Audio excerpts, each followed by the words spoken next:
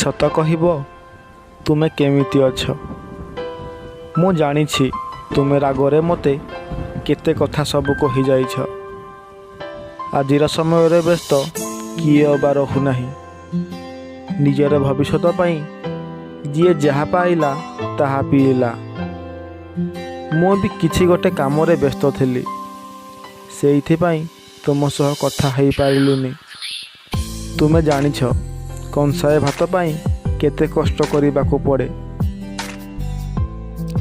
ଯାହା ପାଖରେ କାମ ଅଛି ସେ ସବୁବେଳେ ବ୍ୟସ୍ତ, ଆଉ ଯାହା ପାଖରେ କାମ ନାହିଁ ସେ କେମିତି ବୁଝିବ ବ୍ୟସ୍ତର ମାନେ।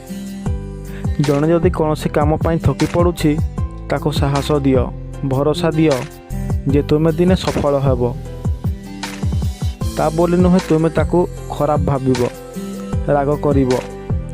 ମୋ ସହ ସମୟ ବାହାର କରି ଭଲସେ କଥା ପଦେ ହେଉନ ବୋଲି। ସେହି ସମ୍ପର୍କ ସଫଳ ହୁଏ ଯେଉଁ ସମ୍ପର୍କରେ ବିଶ୍ୱାସ ଏବଂ ଭରସା ଥାଏ। ସେହି ସମ୍ପର୍କ ସଫଳ ହୁଏ ଯେଉଁ ସମ୍ପର୍କରେ ଗୋଟିଏ ଇଶାରାରେ 5 ପଦର କଥା ବୁଝିପାରେ। ଆଉ ତୁମ କଥା କ'ଣ କହିବି? ଆଜିକୁ 4 ଦିନ ହେଲାଣି ଫୋନ୍ କରିନ, ପଦେ କଥାରେ ଅଟକି ଯାଇଛ। ଯଦି ଆପଣମାନେ ସେହି ପଦେ କଥା କ'ଣ ଶୁଣିବାକୁ ଚାହୁଁଛନ୍ତି ତେବେ ଆମ ୟୁଟ୍ୟୁବ୍ ଚ୍ୟାନେଲକୁ ସବସ୍କ୍ରାଇବ୍ କରି ନେକ୍ସଟ ଭିଡ଼ିଓକୁ ଅପେକ୍ଷା କରନ୍ତୁ।